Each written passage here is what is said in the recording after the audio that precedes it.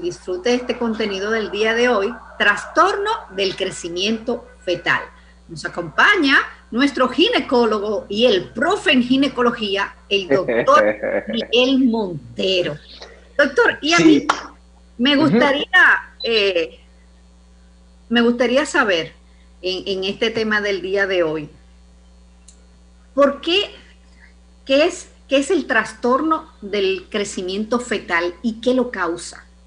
Mira, excelente pregunta. El trastorno de crecimiento fetal se caracteriza por un patrón de diferenciación de manera secuencial, como había mencionado.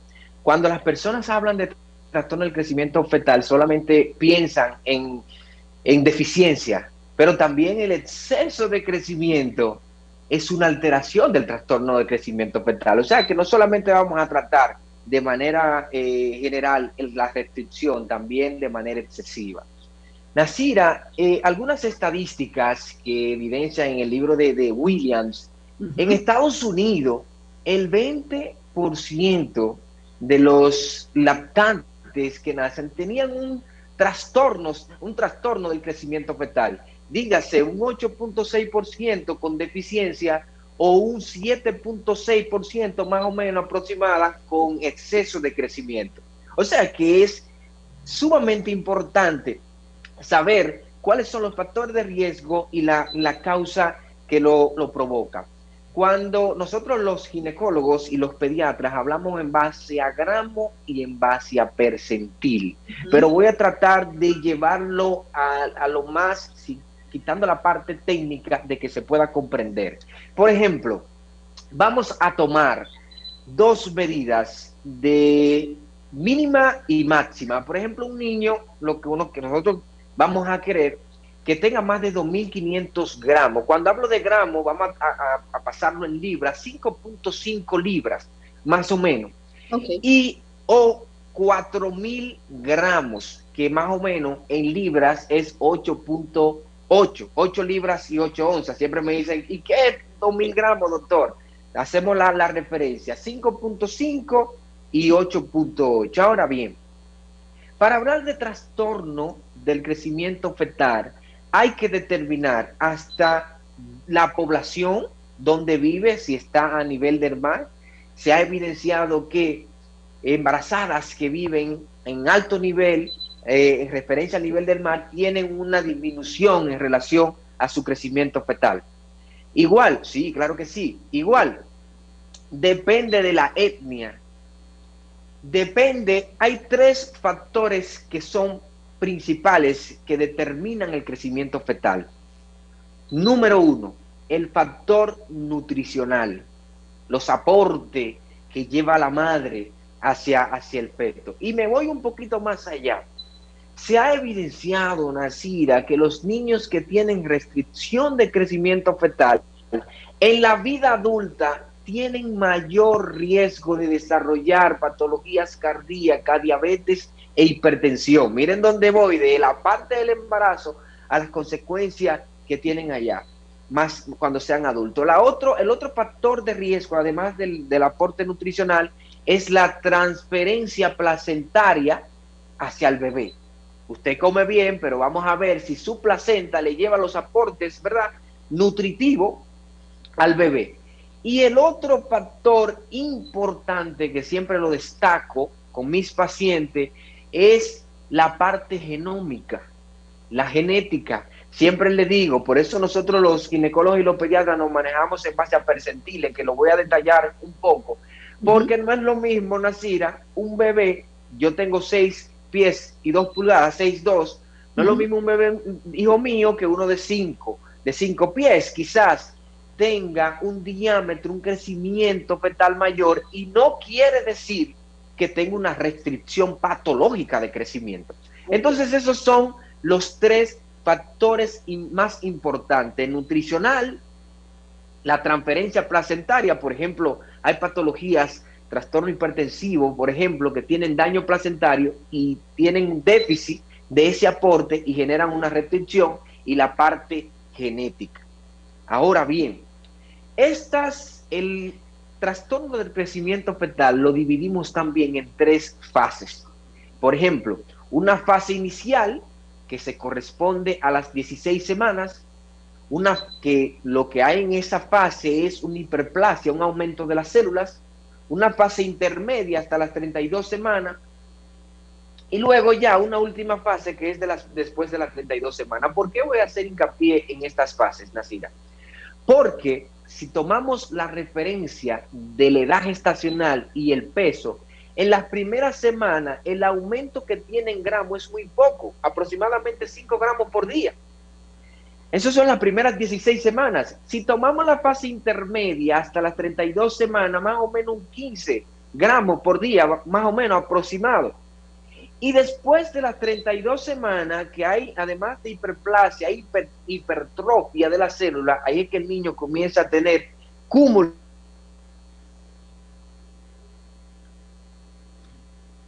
Se frizó el doctor. Vamos a ver. Vamos a ver. Déjenme ver.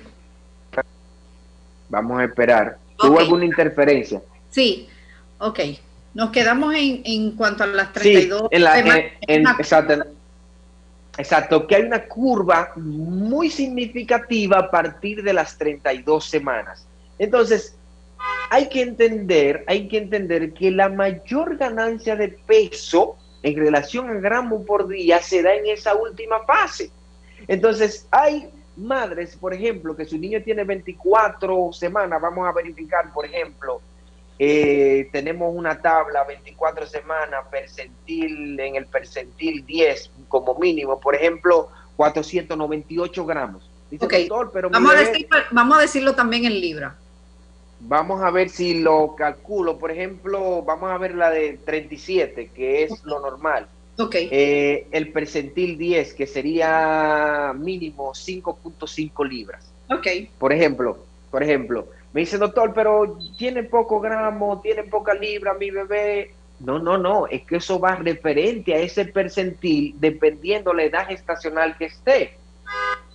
Y cuando son prematuros, que es uno de los más grandes retos que tienen los tetra, tratar de llevar el feto a una mayor edad gestacional, es por eso, porque después de las 32 semanas, que todavía es prematuro, sabiendo que prematuro menos de las 37 semanas, posmaduro más de las 41 semanas, en esa etapa, en la 32, 33, que también es importante para el desarrollo pulmonar, es vital para lo que es la ganancia de peso y acúmulo de grasa y de glucógeno de estos bebés. Otro dato también importante que hay que aclararle a las madres.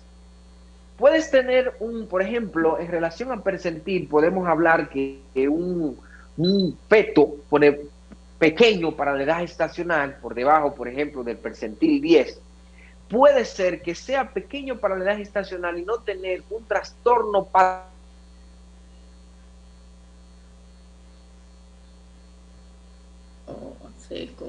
se frizó otra vez el doctor.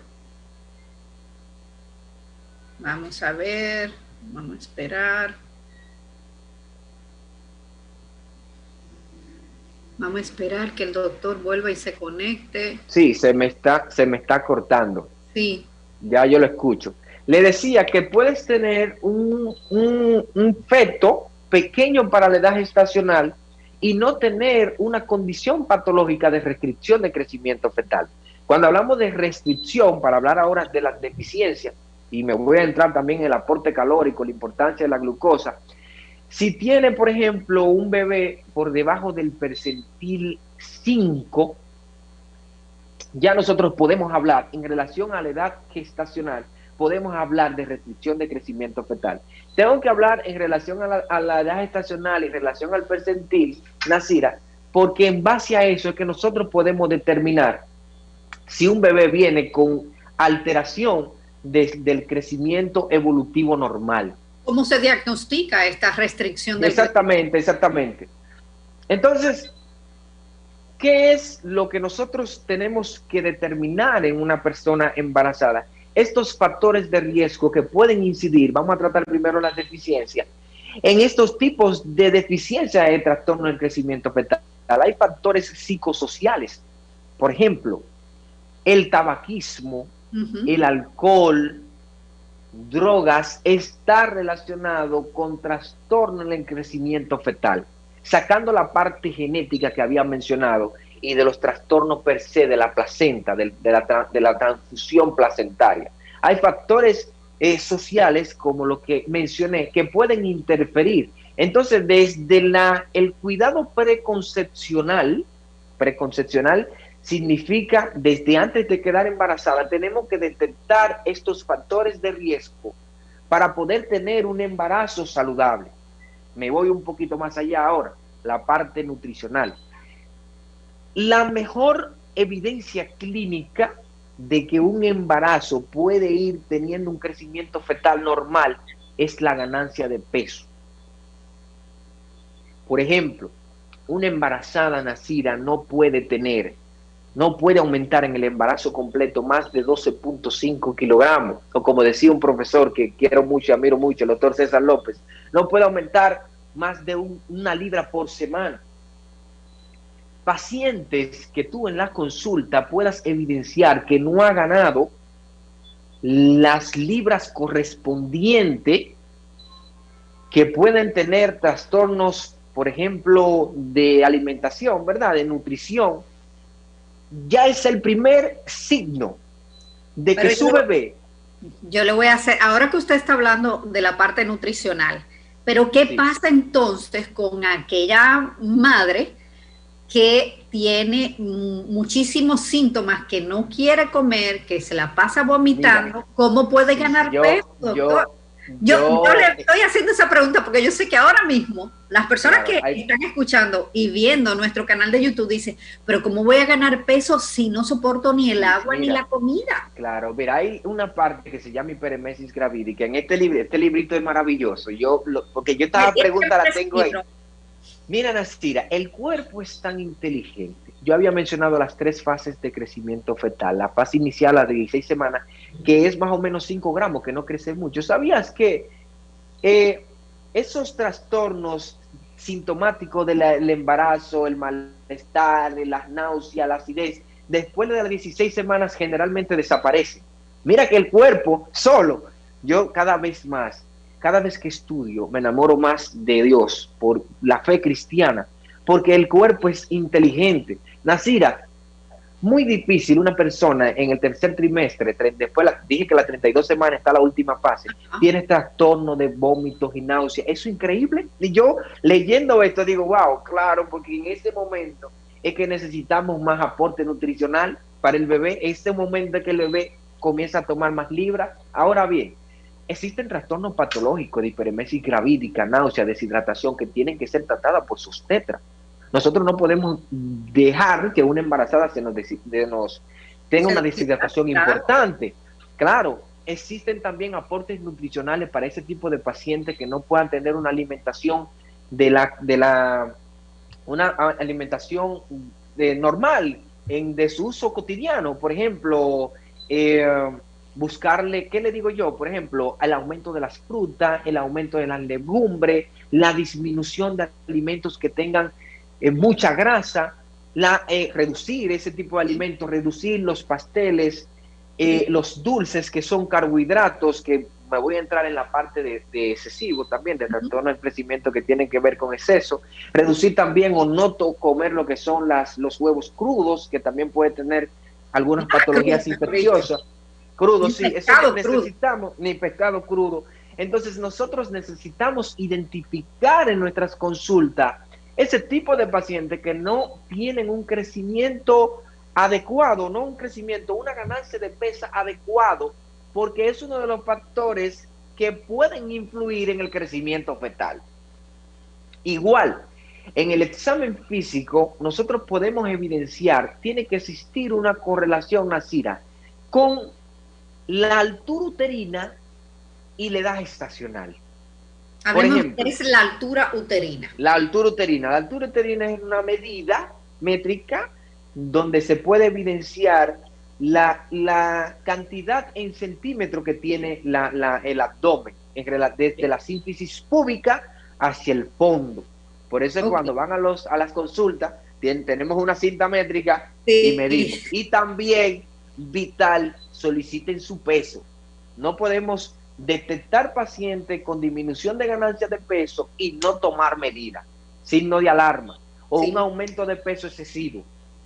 Entonces, tiene que existir una correlación. Por ejemplo, pacientes que tienen más de 5 centímetros de diferencia, porque puede haber un más o menos 2, más de 5 centímetros de diferencia de edad gestacional con altura uterina, tenemos que tener como diagnóstico. ¿Cómo diagnóstico? Tener como diagnóstico, se cortó, tener como diagnóstico en la restricción del crecimiento fetal. Es un bebé que puede tener una restricción. Y ahí tenemos que buscar cuáles causas, cuáles patologías te puede desencadenar una restricción de crecimiento fetal en base a tu edad gestacional, en base al percentil, a menos del percentil correspondiente. Los trastornos hipertensivos. Los trastornos hipertensivos por fisiopatología o una implantación anormal del tropoblasto tienen alteración en la perfusión placentaria y esto puede generar trastorno del crecimiento fetal.